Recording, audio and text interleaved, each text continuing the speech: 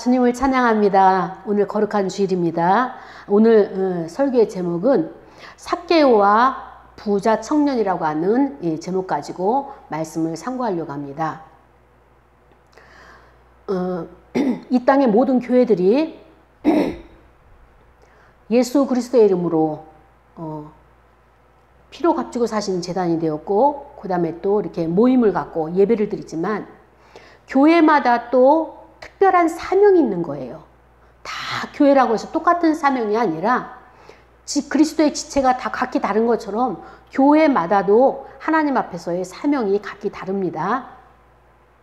그런데 저희 이 임재교회는 하나님 앞에 하나님이 주신 은혜 가운데, 은사 가운데 달란트가 무엇인가 하면 치유사역이에요. 그 치유사역 가운데서 이제 심령이 상한 자들, 내적 치유를 비롯해서 또 여러 가지 이제 상담 치유를 이렇게 하게 되죠. 그래서 오랫동안 이런 상담 치유를 하다 보니까 거기서 치유함을 받고 또 목사님이 하는 이 사역이 굉장히 귀한 사역이구나. 그래서 나도 이것을 본받아서 이것을 해야 되겠다라고 생각하는 그런 이제 또 이제 지체들이 또 이제 그 기독교 상담이나 이런 공부를 해서 또 이와 같이 저와 같이 또 이렇게 몇몇 사람들을 이렇게 만나는 사람마다 치유 사역을 하고 있는 그런 이제 지체들이 몇몇이 됩니다. 근데 어느 날 제가 그런 게 되는 이렇게 지체들을 자매들에게 이야기를 했어요. 이제까지는 내가 여러분들을 1대1로 이렇게 치유를 해주고 했지만 이제는 스스로 이제 독립을 해라. 자립을 해라. 그동안에 이렇게 오랜 기간 동안에 함께 이게 상담을 하면서 치유를 했기 때문에 여러분의 문제가 해결된 그것이 우리의 지체들 가운데 동일하게 있는 문제이기 때문에 그것을 가지고 가서 이제 스스로가 자립을 해라. 이렇게 제가 이제 그들을 갖다 이제 풀어놓았습니다. 갑작스럽게 이런 제안이 와서 그런지 모두들 당황하는 거예요. 저는 당연하다고 생각을 하고 이 정도 됐으면, 이 정도 세워놨으면 됐지. 이제는 각자가 자기 영역에서 사역지를 개발하고 그 다음에 또 상담 내담자를 갖다가 이렇게 컨택을 해서 이 치유 사역을 해야 된다라는 생각을 가지고 있는데 영 이제 그 못마땅한 그런 표정들입니다. 그럼에도 불구하고 저는 세워야 되니까 각자 이렇게 세웠습니다. 그리고 1년이 지났죠. 그동안에 아주 말할 수 없는 그 불만들의 목소리, 볼멘 소리들이 저에게 이제 왔어요. 그래서 때로는 제가 차단을 했어요. 핸드폰도 차단하고 카톡도 차단하고, 왜냐면 홀로서기를 해야 되니까. 그래서 이렇게 훈련을 이렇게 시켰죠. 근데 지난주에 그 중에 어느 자매가 전화가 왔어요.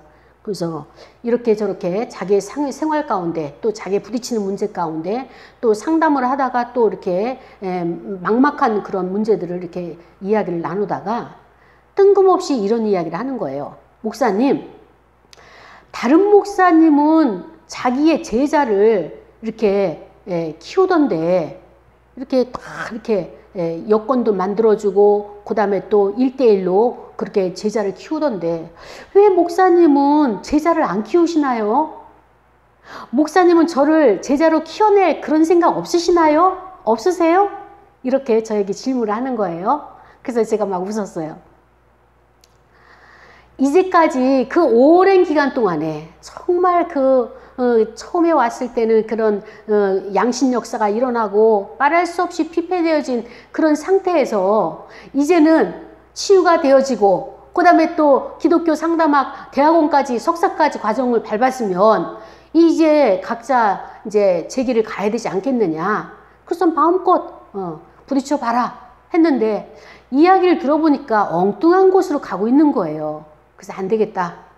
그래서 다시 와라. 그러면서 제가 리콜을 했어요. 그랬더니 이 자매가 굉장히 기뻐하는 것을 보는데 저는 그렇게 생각을 합니다. 오랫동안의 품 안에 같이 품고 있었다면 이제는 자립을 해야 돼요. 언제까지 목사님 품 안에서 또 물론 문제가 있어서 가져가면은 따박따박 답도 나오고 또 문제가 해결되는 것 같고 마음도 시원하니까 좋겠죠. 그거는 목사인 제가 주는 답이에요. 그런데 그 답을 찾아가는 과정을 여러분들이 훈련을 해야 돼요. 훈련을 해야지만이 하나님의 역사하심은 이런 과정을 통해서 이렇게 우리를 이끌어가고 계시구나. 하나님의 일하심을 보게 되는 거예요. 그런데 사람들은 인생을 지나가는 이 인생의 광야의 시간들을 굉장히 쓸모없는 시간이라고 생각해요. 공무원 시험 준비를 하는 사람들이 그 많은 시간들을 독서실에서 또 학원에서 보내는 그 황금 같은 시기를 떨어지면은 사법고시에 떨어지면 또 행정고시에 떨어지면 또 여러 가지 면에 그 취준생들이 취업에 떨어지게 되면 거기에 대해서 시간을 허비했다 생각하고 낭비했다라고 생각하는데 하나님은요, 여러분이 이제까지 땀 흘리고 수고하고 훈련받은 모든 것들을 다 사용하시는 하나님이십니다. 그렇기 때문에 여러분이 생각할 때 실패했다고 생각하는 것, 그 실패가 아니에요. 하나님은 그것조차도 그 과정 가운데 있는 모든 땀방울과 그 눈물방울들을 하나님께서 여러분에게 보상을 하시는 것입니다. 이게 하나님의 사랑이에요. 하나님의 은혜예요. 그런데 이 하나님은 어떻게 그것을 보상하시느냐? 열심히 내가 성실하게 시험 준비를 했어요. 취업 준비를 했어요. 그 다음에 고시 공부를 했어요. 또 이제 그럼에도 불구하고 이것이 낭망이 됐어도 거기가 안 되고 다른 회사, 일반 회사에 들어간다 할지라도 여러분이 그 의자에 앉아서 성실하게 땀 흘렸던 그 시간에 그 성실성에 대해서는 반드시 그것을 통해서 하나님이 역사하시고 열매를 거두게 하신다는 말입니다. 그렇기 때문에 우리가 인생에 있어서는 꼭 결과만 가지고 요거를 갖다가 성공을 했다 이렇게 봐야 될 것이 아니라 과정이 참 중요하다는 것을 특히 오늘날에는 그것을 무시하고 간과하는데 우리는 그래서는 안 돼요. 이 과정이 굉장히 중요한 것이라는 것을 우리가 알아야 되는 것입니다. 우리가 인생을 살아가다 보면은 이렇게 연로하신 분들이나 인생을 그 오랫동안 살아오신 경륜이 있으신 분들은 이 이야기가 어떤 의미인지 이해가 되실 것입니다. 그래서 우리가 인생을 살아가는 그 삶에는 정답이 무엇이냐? 이 정답을 찾는 것이 아니에요. 이 정답을 찾는 것이 아니라 내가 나의 삶을, 나의 생활을 건강하게, 어떻게 하면 건강하게 이렇게 살아갈 수 있는 그런 방법을 찾는 것인데 그 삶의 방법이 무엇이냐? 다 각자 다른 거예요. 저 사람이 살아가는 방법이 그 방법을 찾았다고 해서 나에게 딱 맞는 것도 아니고 또 나의 방법이 저 사람에게 딱 맞는 것도 아니에요. 그래서 이것을 제가 알기 때문에 제가 이제 내담자들에게 상담을 하는 분들에게 이제는 어느 정도 기간이 되면 이제 자립을 하라, 스스로 하라. 그리고 나와 같이 맨 땅에 헤딩을 해가지고 이렇게 세워지기까지는 많은 어려움이 있었는데 그래도 이제 이 바탕, 이 기초는 세워졌기 때문에 여러분이 거기서 훈련하고 또 교사는 성령님이시고 또 이제 여러분을 지도해 주시는 보혜사는 성령 하나님이시니까 그분의 인도와 그분의 통치에 따라서 훈련을 하게 되면 하나님께서 반드시 여러분을 사용할 날이 오게 된다라고 해서 이렇게 자립을 시켰는데 굉장히 그것이 부담스러웠던 것 같아요. 그래서 이제 다시 이제 1년이 넘었으니까 리콜을 해가지고 중간에 이제 이렇게 점검을 하고 다시 또 이제 세워나가야 되겠다라고 하는 이런 생각을 하게 했던 지난 한 주간이었습니다. 자, 오늘은 누가복음 19장에 보면은 삭개오라고 하는 사람이 나옵니다. 이 삭개오라고 하는 인물은 어떤 인물인가 하면은 유대 사람이에요. 그런데 이 유대 사람 가운데서도 환영받지 못하는 그런 인물이었습니다. 왜 환영을 받지 못하느냐? 그의 직업이 어떤 직업을 가지고 있는가 하면은 세리예요. 세리. 세금을 징수하는 세리란 말이죠. 근데 우리나라도 그렇지만 이 나라에서도 그 3D 업종이라고 하는 남이 안 하려고 하는 그런 업종들이 있어요. 직업 중에서. 근데 그 중에 이 세리라고 하는 이 세리를 뭐라고 표현한가 하면은 쟁이라고 표현합니다. 그래서 세리쟁이라고 이렇게 표현을 하는데 이 삭개오는 세리로서 그 이스라엘 나라에 있는 백성들에게서 국민에게서 세금을 징수합니다. 그런데요, 이 세금의 징수가 왜 징수를 하는가 하면은 이 당시에 이 이스라엘 나라는 로마의 속국이었습니다. 로마의 식민지를 살고 있었어요. 그래서 로마 사람들이 이스라엘 사람들에게 세금을 걷게 되면 이 이스라엘 사람들이 세금을 안 내는 거예요. 배타적인 거예요. 왜냐? 우리 하나님의 선민이 아니고 이방 사람이라 해가지고 세금을 안 내기 때문에, 그래서 로마에서는 이스라엘 백성, 유대 백성을 이렇게 선출을 해가지고, 쉽게 말하면 공무원으로 선택을 해가지고 뽑아가지고 그들에게서 세금을 걷어들이도록 이렇게 하는 제도를 가지고 있었습니다. 그 중에 하나가 이 삭개오라고 하는 사람이 세리장이로서 세금을 걷어들이는데, 이들이 하는 방법이 로마하고 계약을 하는 거예요. 그래서 내가 이번에는 세금을 얼만큼 징수를 해야 되겠다. 목표량이 있는데 목표량을 채우고 나서는 나머지는 이 세리장이들이 자기가 개인적으로 착취를 해도 어떻게 할 수가 없는 이런 제도란 말이죠. 이런 것을 이제 이스라엘 백성들이 아는 거예요.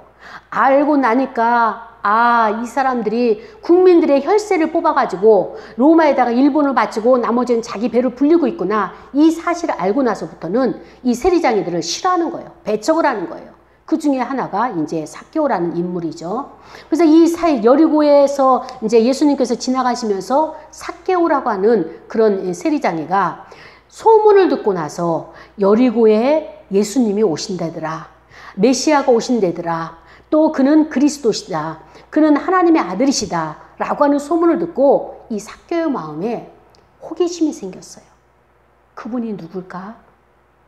나도 만날 수 있을까? 나를 만나 주실까? 보고 싶은 거예요.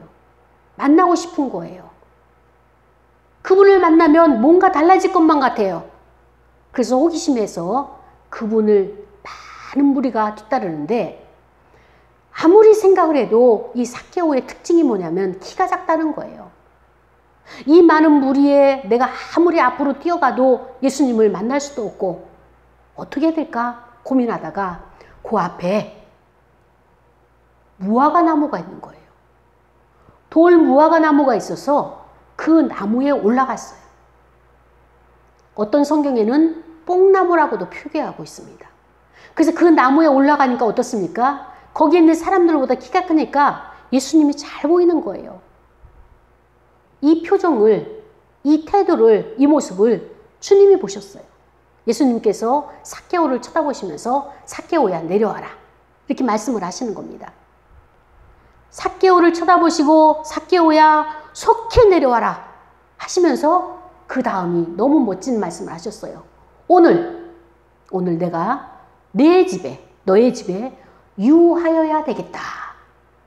여러분, 많은 무리들을 끌고 다니시는 예수님이 가시는 곳곳마다 이 무리들이 문전성시를 이루는 이럴 때 예수님을 만난다는 것은요, 만만치 않습니다.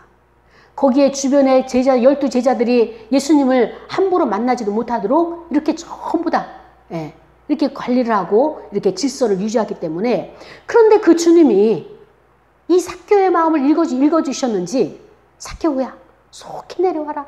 그러면서 그 다음에 중요한 것이 내가 오늘은 너의 집에서 자고 싶다, 묵고 싶다, 유하고 싶다 이렇게 말씀을 하시는 거예요.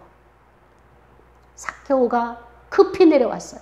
그러면서 너무나 벅찬 마음으로 예수님을 기쁘고 즐거운 마음으로 영접을 해서 집으로 안내를 했습니다. 모셔드렸어요. 거기에 많은 군중들이 있었죠. 이 무사람들이 예수님의 그 다음에 또 삭개오의 둘이 이루어지는 이 모든 대화와 행동을 보면서 수근수근 쑥덕 하기 시작했어요. 그러면서 그 군중들이, 이 무리들이 말하기를 저 사람이, 저 삭개오가 누군데 우리는 저 삭개오를 상대도 안 해주고 정말로 저 세리장에는 죄인인데 그 거룩하신 하나님의 아들 메시아가, 그 거룩하신 그리스도께서 어떻게 저 죄인의 집에 들어갈 수 있는가? 유하로 들어가실 수가 있는가? 이렇게 하면서 수근수근 하면서 뒷말을 하기 시작했습니다. 삭개오가 어찌할 뻔을 모르면서 서서 예수님을 모셔드리는 거예요. 주여 보시옵소서. 들어오시옵소서. 제 소유가 아주 많이 있습니다. 부자입니다. 그런데 제가 소유의 절반을 뚝 잘라가지고 가난한 자들에게 주겠습니다. 그리고 만일 제가 직장에서 일하는 이 세리 업무를 감당하고 있는데 남의 것을 어느 누구든지 간에 내가 거짓으로 속여서 위장해서 속임수로 빼앗은 일이 있다면 4배로 갚겠습니다. 라고 하면서 예수님 앞에서 선을 하는 거예요. 약속을 하는 거예요. 예수님이 너 이렇게 이런 일이 있었지? 너 고백해봐. 너 자백해봐. 이렇게 강요하지 않으셨어요? 근데 이 삭개오가 자기가 그냥 흥분이 되고 자기가 그냥 뭐 자원한 심령으로 예수님 앞에서 어린아이처럼 예수님만 있으면 이 재산이나 이런 것들이 아무것도 중요치가 않다라고 하는 그런 모습을 가지고 예수님 앞에서 그 많은 사람들 앞에서 이렇게 고백을 하는 것입니다. 그 태도를 보시면서 그 삭개오의 마음을 읽어주시면서 주님이 말씀하시기를 오늘 구원이 이 집에 이르렀다. 그러면서 이는 삭개오를 향해서 이 사람도 아브라함의 자손이다. 이렇게 선포를 해주셨습니다. 그러면서 예수님 말씀하시기를 인자가 이 땅에 온 것은 예수님의 이 땅에 오신 것은 바로 잃어버린 자를 찾아서 이렇게 구원시키려고 이 땅에 왔다라고 하는 이 말씀을 해주셨습니다. 이것이 오늘의 본문인 것입니다. 오늘 이 본문과 또다시 오늘 본문이 또 하나 있습니다. 그 또 하나의 본문은 바로 마태복음 19장에 나오는 부자 청년 관원에 대해서 우리가 또 말씀을 오늘 본문을 함께 우리가 상고를 하려고 합니다. 마태복음 19장에 나오는 부자 청년 이 관원은요. 기록하기를 어떤 사람 이렇게 표현하고 있어요. 삭개오는 이름이 삭개오라고 기록하고 있는 누가복음 19장이라면 마태복음 19장에는 어떤 사람이라고 그 사람을 이름을 기록하지 않고 하나의 그 대명사로 이렇게 표현하고 있는 것을 볼 수가 있습니다. 어떤 사람이 예수님께 왔어요. 그러면서 공손하게 선생님이요. 내가 무슨 선한 일을 하여야 영생을 얻을 수 있겠습니까? 라고 예수님에게 질문을 했어요. 그러고와서 이 어떤 사람이라고 하는 이 사람은 굉장히 자기 영생에 대한 이 문제에 있어서 고민을 많이 한 흔적이 보이는 것입니다. 이 이야기를 듣고 나서 예수님께서 말씀하시기를 어찌하여서 나에게 선한 일을 내게 묻느냐. 선한 일은 오직 하나님, 여호와 하나님 한 분밖에 없으시다. 그러면서 그 어떤 사람이라고 하는 부자 청년 관원에게 내가 생명에 들어가기를 원한다면 계명을 지켜라. 그렇게 말씀을 하셨습니다. 이 부자 청년 관원이 눈이 확 뜨면서 계명이요? 어느 계명인데요? 계명에 대해서는 자신이 있었어요. 그러면서 예수님께서 말씀하십니다. 살인하지 말아라. 간음하지 말아라. 도둑질하지 말아라. 거짓 증언하지 말아라.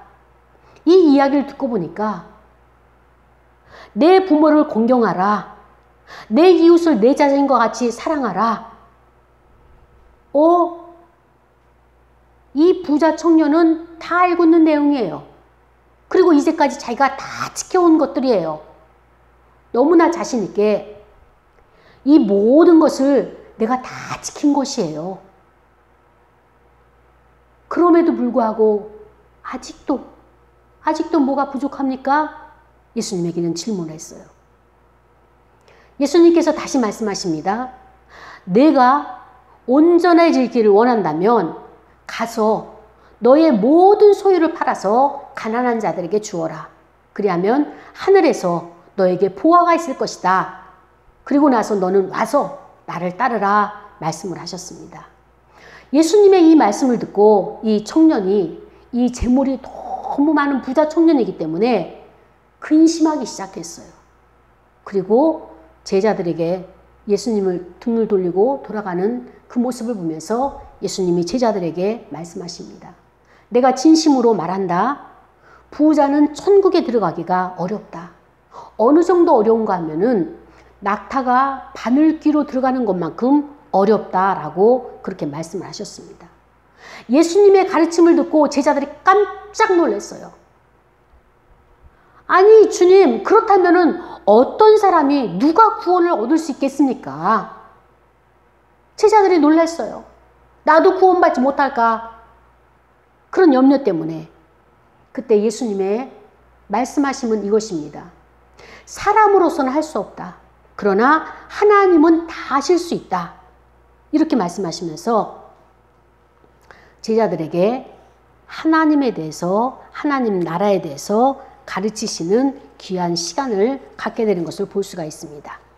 오늘 우리는 이 본문의 두 부분을 가지고 삭개오와 또 부자 청년 관원에 대해서, 삭개오도 어떻게 보면은 공무원이에요. 로마에서 뽑아가지고 그 세리의 업무를 담당하고 있지만, 그러나 이 마태복음 19장에 나오는 이 관원은 아주 부자면서 청년이에요. 둘의 삶의 모습이 극과 극을 달리고 있는 것을 볼 수가 있습니다. 삭개오라고 하는 인물은요, 굉장히 많은 돈을 가지고 있는 부자가 됐습니다. 사람들이 생각할 때는 부자가 되게 되면 삶이 부유하고 풍요롭고 하고 싶은 것을 다 할 수 있고 내가 하고자 하는 것을 다 띄고 다니기 때문에 편안한 삶, 편리한 삶을 살 것이다 라고 이렇게 생각을 합니다. 그런데 이 삭개오에게는 고민이 하나 생겼어요. 그 고민은 무엇인가 하면은 인생을 살다가 직업도 가지고 그 직업으로부터 만족도 가지고 많은 내가 부를 축적을 할 수 있는데, 중요한 것은 뭐예요? 유대인 속에서도 이 삭개오는 왕따를 당하고 있었어요. 그리고 자기의 외모를 보니까 어떻습니까? 키도 작죠. 사람들이 친구가 없어요. 가진 것은 많은지 몰라도 이 마음이 허허럽고 공허하고 내가 가진 이 물질계, 재물의 이 차원에서 만족이 안 되는 겁니다. 이 허해진 마음, 텅 빈 것 같은 뭔가 채워지지 않는 공허한 이 마음을 어떻게 이 문제를 해결할 것이냐 늘 고민하고 있었어요. 이 문제가 뭐지? 내 마음이 왜 안정이 안 되지? 평안함이 없지? 마음이 들떠있지? 마음이 허전할까? 이 문제 가지고 고민을 하다가 사람들의 정보를 들으니까 하나님의 아들 메시아가 오셨다. 그분을 만나기만 하면 죽은 자도 살려내시고 병든 자도 병이 고쳐지고 귀신 들린 자가 왜 들렸습니까? 삶이 너무나 고달프고, 그러니까는 그 기질, 그게 모든 정신 상태, 이 모든 것들이 어때요? 병폐, 건강함이 아니라 이런 그런 병적 기질을 가지고 그 삶이 그만큼 무력화되어지고 짓밟힘당하고 말할 수 없는 고통 가운데 낙오된 자의 삶을 살아가고 있는 이런 정신질환적인 또 여러 개 영적인 이런 공격을 받고 있는, 악한 영의 공격을 받고 있는 이만큼 삶에 굉장히 그 힘든 삶을 살아가고 있다는 증거가 되지 않습니까? 그래서 그런 자들을 만나기만 하면 예수님께서는 즉시 치유하시고 즉시 쫓아내주고 즉시 그 문제를 해결해 주시는 이런 사역을 보면서 인생의 모든 문제는 예수님을 만나기만 하면 해결되는구나 하는 것을 이 실사람들이 다 알으셨습니다. 그래서 아침 새벽서부터 저녁 늦은 밤까지 예수님이 가시는 곳곳마다 가버나움 집에 또 벳세다 광야에 그 다음에 또 바닷가에 디베랴 바닷가에 가는 곳곳마다 나사렛 동네에 또 유대 광야에 갈릴리 호수에 운전성지를 이루면서 자기의 문제를 해결해달라고 그들이 찾아오는 거예요. 이 정보를 들은 삭개오가 도대체 그분이 누굴까? 그분을 만나기만 하면 내가 좀 뭔가 찾을 수 있을 것 같아요. 신락 같은 기대감이 있었어요. 마음에 호기심이 생겼어요. 근데 어느 날 정보가 그 주님이, 그 메시아가 이 여리고 동네를 지나가신다는 거예요. 당시에 여리고는 굉장히 큰 도시였습니다. 큰 도시였기 때문에 이 세수가 굉장히 많은 세수를 걷어들일 수 있는 큰 번화한 도시였던 거죠. 그때 이 도시 생활에 공허했던 삭개오에게 예수님을 만나고자 하는 그 갈망함이 있었어요. 그 갈망함을 누가 하셨는가? 바로 예수님 보십니다. 예수님께서 삭개오를 보시면서 많은 군중들이 고개를 삐죽거리면서 예수님을 찾을 그때에 삭개오는 통나무를 찾아가, 돌무화과 나무 찾아가 예수님을 볼 수밖에 없는 그 환경을 스스로 개척하는 걸 예수님의 눈에 딱 들어왔습니다. 예수님은 즉시 삭개오를 부르셨습니다. 그러면서 삭개오에게 오늘은 내가 너의 집에 유하여야 된다. 그러면서 삭개오에게 오늘 너는 구원을 받았다라고 그에게 아브라함의 자녀가 됐다는 선포를 하시는 것을 볼 수가 있습니다. 사랑하는 여러분, 삭개오가 구원을 받은 것은 부자 청년, 마태복음 10장에 나오는 부자 청년이 어떻게 하여야, 어떻게 하면 영생을 얻을 수 있습니까? 몸부림치고 애쓰고 수고하여서 영생을 얻은 것이 아닙니다. 구원을 받은 것이 아닙니다. 예수님이 삭개오를 구원하시려고, 구원시키려고, 구원하려고 오늘 여리고로 들어오신 거예요. 우리의 구원이 이겁니다. 우리가 신을 만나기 위해서 종교의 행위를 가지고 수고와 애씀과 땀 흘림으로 나아가는 것이 아니라 하나님이 찾아오시는 거예요. 예수 그리스도 하나님이 찾아오시는 거예요. 성령 하나님. 삭개오의 마음에 예수님을 만나고 싶다라는 소원함이 어디서 왔겠습니까? 성령 하나님이 삭개오의 마음 가운데 소원을 주신 거예요. 예수님을 꼭 만나야 되겠다. 예수님이 이 지역에 하나님께서 택한 백성이 있구나. 잃어버린 양이 있구나. 그 양을 찾아야 되겠다. 예수님이 작정하고 오시는 거예요. 그 바쁜 시간에 이 잃어버린 양 삭개오를 찾기 위해서 일부러 오신 거예요. 우리의 구원은 이겁니다. 내가 무엇을 하려고 애를 쓰고 하나님 앞에 기도로 금식으로 나가는 것이 아니라 하나님이 나에게 찾아오는 그때가 구원의 때요, 구원의 날이요, 구원의 시기가 되는 것입니다. 이 구원이 내가 예수를 믿고 천국 가는 것이 큰 범위 내에서의 셀베이션이라고 하는 범위 내에서의 구원이라면 우리의 삶에 크고 작은 문제들이 있잖아요. 질병이 걸린 자, 질병이 낫기를 원하는, 사업이 위태로운 자, 사업이 번창하기를 원하고, 또 죽은 자식 살려내길 원하고, 손 마른 자 손이 펴지길 원하고, 정신질환으로 귀신 들린 자, 온전한 생활 못하는 자, 그 귀신이 떠나가길 원하고, 이렇게 고통 가운데 있고 삶의 무게 가운데 신음하는 그 사람들에게 구원은 무엇입니까? 문제가 해결되는 게 구원이에요. 문제가 해결되는 게. 예수님께서는 내가 죽어서 천국 가는 것도 구원의 그 과정 가운데서 인도하시지만 오늘 현실에 있어서 나의 문제를 해결해 주시는 분이 바로 예수 그리스도. 그분을 만나기만 하면 문제가 해결되는 거예요. 요것을 삭개오가 성령님께서 그것을 가르쳐 주시고 마음의 소원을 갖게 하시고 그 소원을 가졌을 때 예수님께서 현실 환경적으로 나타나시고 예수님이 그 삭개오의 마음을 읽으신 거예요. 삭개오의 이름을 어떻게 하셨는지 몰라요. 그분은 전지전능하시는 분이기 때문에 삭개오 삭개오를 이름을 가르쳐주지 않아도 알 수 있는 그런 지혜가 있으신 분이시죠. 그래서 삭개오와 함께 그 집에 유하면서 식사를 하면서 바로 이 삭개오의 그 마음을 읽어줬습니다. 삭개오가 얼마나 힘들었을까? 이 많은 사람들 가운데서 왕따를 당하고 사람 취급당하지 못하고 사람 취급받지 못하고 소외당한 그 이제까지 살아온 삶이 너무 힘들었겠구나.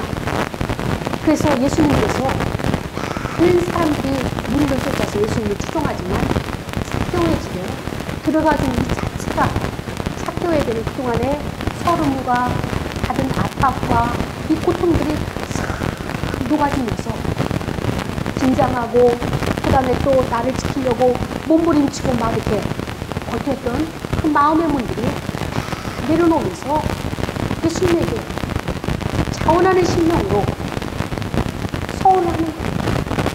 예수님, 주님, 제가요 재산이 굉장히 많은데 절반을 똑 잘라가지고 가난한 자예요. 왜 가난한 자를 여기에서 예수님 앞에서 이야기했을까요? 그것은 바로 아까 마태복음 19장에 그 부자 청년 관원에게 뭐라고 말씀하셨어요? 너는 계명을 지켜라 이렇게 말씀하셨잖아요. 그 계명 가운데 뭐예요? 내 이웃을 사랑하라. 이웃 사랑이 뭐예요? 가난한 자를 내가 소외시키고 모른 척하지 말고 그들을 내가 품고 그들에게 내가 자비를 베푸는 것이 바로 하나님께 주님께 해드리는 것이기 때문에 그것을 이 삭개오가 예수님의 마음을 예수님의 뜻을 알고 그 자원하면서 절반을 바치겠습니다. 재산의 절반. 그리고 또 무엇입니까? 혹시라도 제가 일하는 가족 가운데서 내가 남의 것을 약탈하거나 속임수로 뺏어온 것이 있다면 내가 4배로 갚겠습니다. 이렇게 이야기한다는 것은 바로 삭개오는 유대 사람으로서 레위국 부분을 잘 따릅니다. 남의 것을 도둑질하게 되면요 레위기에서는 양사오소 양은 4배로 갚고 소는 5배로 갚는 거예요.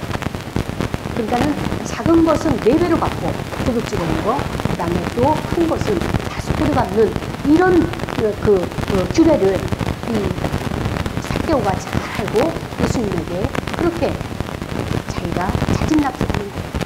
예수님, 남의 것 속여온 것이 없습니다. 근데 혹시라도 내가 알지 못하는 것이 있다면 4배로 갚겠습니다. 4배로 갚는다 치면은 이 삭개오의 재산이 남아나겠습니까? 그 이면에는 뭐예요? 삭개오는 일을 진행하는 데 있어서 이 세수 업무를 걷는 데 있어서 아주 정직하게 남의 것을 착취한 일이 없다라고 하는 것을 자기가 이렇게 보여주고 있는 거예요. 그럼에도 불구하고 실수가 있다면 거기에 대한 대가를 지불하겠다라고 하는 것을 볼 수가 있습니다. 그렇습니다. 이 내용으로 봐서 오늘 이 장면으로 봐서 이 삭개오에게서는 예수님께서 오신 것이 복음이에요. 삭개오의 복음은 어떤 것입니까? 물질에 그동안에 너무 매여 있었던 거예요. 자기의 외모가 받쳐지지 않고 자기의 이렇게 키가 작고 하다 보니까는 자기를 커버할 수 있고 사람들에게 보여줄 수 있는 것이 물질밖에 없다. 그러니까는 이 물질에 있어서 굉장히 수전노와 같이 인색하게 이것을 내가 안으로 쌓아 모았고 이거 외에는 나를 지켜낼 것이 없고 사람들이 나를 무시할 때에 내가 이걸로 과시해야지. 이런 마음에 도저히 내려놓지 못하는 마음의 우상으로 이 물질이 재물이 자리매김을 하고 있어서 이 삭개오가 힘들어했던 그 시간들이 있었지 않습니까? 이거를 예수님께서 읽어주십니다. 그러면서 삭개오가 이 모든 멍에를 물질에 대한 재물에 대한 이 모든 멍에를 다 내려놓고 이거 아무것도 아니고 돈이 없었을 때는 1억, 10억이 굉장히 커 보였는데 그거 아무것도 아니고 그것이 나를 구원해 줄 수 없구나. 영생의 문제를 해결할 수 없구나. 그러면서 예수님 앞에 독대하니까 예수님 안에 그러한 모든 것들이 다 들어가 있는 거예요. 아, 내가 잘못된 길로 허탄한 길에서 내가 헤매고 있었구나. 그것을 다 내려놓고 나는 주님만 계십니다. 이 물질은 아무것도 아니에요. 이런 고백이잖아요. 이제까지 이 돈이, 재물이 굉장히 중요하고 아주 멋있고 사람들에게 인기가 있고 이것으로 인해 가지고 사는 것 같았는데 보니까 어떻습니까? 분토와 같이 예수님을 만난 이후에는 분토와 같이 버릴 것, 아무것도 아니라는 것을, 하찮다는 것을 알게 되는 것을 볼 수가 있죠. 그렇습니다. 우리가 진리를 알게 되면, 이 복음 안에 있는지 진리를 알게 되면, 예수 그리스도를 알게 되면 이전에 내가 가지고 있었던 취미생활, 게임, 그 다음에 또 사람들에게 무시됐던 것, 자랑했던 것, 이것이 초등학문과 같이 아무것도 아니라는 것을 알게 되는 날이 오는 것입니다. 그래야지만이 진정한 성숙한 그리스도인이 되는 것입니다. 우리가 어렸을 때 여자들은 뭐예요? 초등학교 때는 인형을 많이 가지고 놀았죠. 그래서 인형을 가지고 놀고 또 이제 남자아이들은 뭐예요? 자기가 가지고 있는 요즘 같으면 뭐 야구, 강면이나 아니면 뭐 게임기나 아니면 핸드폰이나 이거 어른이 돼서 그것도 아직까지도 자기의 애장품이고 자기의 그 애착 그 가지고 있고 그것 가지고 놀고 있나요? 아니, 어른이 되면 그것은 합쳐가지고 더 나에게 기쁨과 유의를 줄 수가 없기 때문에 또 다른 것, 더 좋은 것을 찾는 것처럼 우리가 신앙생활하는 데 있어서 우리가 이 땅의 것으로 만족하려고 발버둥 치면서 여러 가지 취하려고 애를 썼다면 거기에 그것이 내가 탐욕을 부렸다면 예수 그리스도를 만나는 사람마다 예수 그리스도를 만난 이후에는 그분의 인격을 만난 이후에는 그분 앞에서는 세상의 것이 다 아무것도 아니고 발 아래 묶인 발 아래 우리가 밟을 수밖에 없는 것들로 이 땅의 것은 하찮은 것으로 보여지게 된다는 것이. 그래서 이 삭개오가 삭개오의 구원이 삭개오의 복음이 바로 예수 그리스도로부터 왔다는 것을 오늘 본문에서 알려주신 것처럼 그렇습니다. 예수 그리스도는 어떤 분이시냐? 오늘 보니까 예수님은 보시는 눈이 있으세요. 그 예수님의 눈은 어떻습니까? 살아있는 눈을 갖고 계셨는데 생명의 눈을 갖고 계셨는데 그분이 찾는 그 대상은 잃어버린 자. 하나님의 백성인데 하나님께서 그를 찾고 있는데 예수님께서 잃어버린 자를 찾으러 이 땅에 오신 거예요. 그래서 오늘 본문에서는 삭개오를 찾으셨지만 그래서 예수님의 마음은 항상 살리는 마음이에요. 예수 그리스도에 오신 이유가 잃어버린 자를 찾아서 구원하려 하느니라. 그러면서 예수님은 죄인을 구원하라. 죄인을 찾으러 오셨다라고 7절 말씀에 이렇게 말씀하고 계십니다. 삭개오의 회심과 이 구원은 삭개오가 어떻게 이루어졌습니까? 예수님 앞에서 회개를 했어요. 잘못한 것이 아니에요. 내가 절반을 또 4배로 이렇게 하면서 회개하면서 내가 예수님 앞에서 나 자신을 발견하는 거예요. 나의 자신이, 나의 자아가 아무것도 아니구나. 예전에 사람들에게 무시당하면은 그 무시가 자존심 상해서 상처가 되어지고 혼자 끙끙 앓으면서 내가 그를 미워하고 힘들었는데 내가 예수님 앞에서 나는 아무것도 아니구나. 돈 좀 있는 것 같았는데 그 돈이라는 것이 아무것도 아니구나. 지식이 있는 것 같고 지식이 있는 것 같고 인기가 있는 것 같고 내가 박사학위를 가졌는데 내가 유학파인데 그러나 예수님을 만나고 나니까 수룩바늘처럼 평지가 되어지는 아무것도 아니라는 나 자신을 발견하는 삭개오. 그렇습니다. 사랑하는 여러분, 여러분은 예수님 앞에서 어떤 자입니까? 바로 마태복음 19장에 나오는 유대 관원 부자 청년이죠. 그는 정말 굉장히 반듯한 청년이에요. 왜냐면 예수님 앞에 나와서 정말 겸손하게 엎드려서 예수님 어떻게 하여야 내가 무슨 일을 하여야 어떤 선한 일을 하여야 영생을 얻을 수 있겠습니까? 라고 겸손하게 예수님께 질문했던 그런 자였습니다. 그때 예수님의 답변은 무엇입니까? 계명들을 지켜라. 계명들을 지켜요. 근데 이 유대파는요, 계명을 어렸을 때부터 잘 지켜왔던 사람이에요. 그 얘기는 뭔가 하면은 아주 반듯한 윤리와 도덕과 이런 생활 규범의 그런 사람이다라고 하는 것이 보여주고 있는 것이죠. 그런데 정말 그가 말하는 대로 제가 이제까지 살아오면서 이 모든 것을 다 지켰습니다. 그런데 아직도 무엇이 부족합니까? 이런 질문을 하는 거예요. 아직도. 예수님은 계명을 지켜라 말씀하셨는데 그 청년은 아직도 무엇이 부족합니까? 그때 예수님께서 그 장면을 부자 청년 관원의 마음을 딱 읽으시고 그 안에 갈등하는 문제를 딱 끄집어내 주셨어요. 그 문제가 무엇입니까? 내 이웃을 내 자신과 같이 사랑하라 이렇게 말씀하셨죠. 10분명에. 그런데 너가 가지고 있는 그 많은 부자 재물을 소유를 다 팔아라. 그리고 가난한 자에게 나눠줘라. 그렇게 하면 하늘에서 너에게 많은 부하가 있게 될 것이다. 그리고 다시 와서 그리고 나를 따르라. 팔로미 말씀하셨어요. 삭개오에게는 너 그 재산 다 팔고 나를 따라 말씀하지 않으셨어요. 근데 이 부자 청년 관원에게는 다 재산을 나눠주고 나를 따르라. 다시 와라. 이 말씀을 하신 겁니다. 근데 반응은 어떻습니까? 이 청년이 이 말씀을 듣고 예수님의 말씀을 듣고 근심하여 힘을 돌리고 하는 거예요.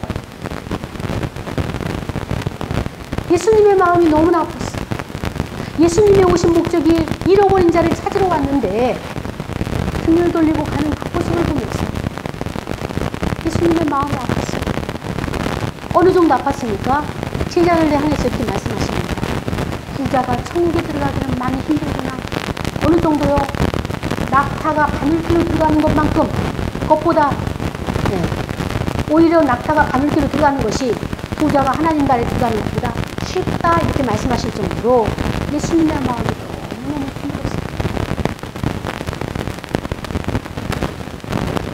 예수님의 낭망하는 이 모습을 보면서 제자들도 낭망이 되는 거예요. 그렇다면 주님, 누가 구원을 받을 수 있겠습니까? 어떤 자가 천국에 들어갈 수 있겠습니까? 저렇게 율법에 정확하고 모든 율법을 다 지키고 근데 정말 그 부자 청년 관원이 다 지켰나요? 네. 지키지 않은 게 증명이 됐잖아요. 그렇죠? 율법을 지키면 계명을 다 지켰으면 이웃을 사랑해야 되는데 자기 것을 다 나눠주셔서 그랬나요? 아니에요. 자기 소유는 가지고 있으면서 부스러기 가지고 이웃을 봉사하고 선행을 했던 거예요. 근데 예수님께서 다 나눠줘라 말씀하실 때 마음이 낭망이 돼서 아 여기는 내 길이 아닌가요? 들어가는 그 모습. 등 돌리고 가는 그 인간 청년의 그 발걸음이 얼마나 무거웠겠습니까? 제자들도 낭망이 됐어요. 그때 주님께서 말씀을 하십니다. 구원이라고 하는 것, 영생을 얻는다고 하는 것, 사람으로서는 사람의 힘으로는 할 수 없고 오직 하나님만이 다 하실 수 있다. 은혜만이 우리를 오직 은혜만이 영생의 길로 인도하시는 거예요. 마태복음 13장에 보면 보아 진주에 대해서 그 예화가 나오죠. 어떤 사람은 이 보아와 진주를 발견한 즉시 자기의 재산을 다 펴가지고 그 값을 사죠. 우리에게 있어서 보아는 무엇입니까? 저와 여러분에게 있어서 진주는 무엇입니까? 여러분의 진주, 저의 보아, 예수 그리스도. 우리는 그분을 위해서 이 땅의 삶을 위해서 그렇습니까? 나의 것을 다 파는 거예요. 나의 것을 다 팔아서 그분을 사는 거예요. 예수님을 사는 거예요. 여러분이 가진 재물 주님을 위해서 바치는 거예요. 주의를 위해서 쓰임받는 거예요.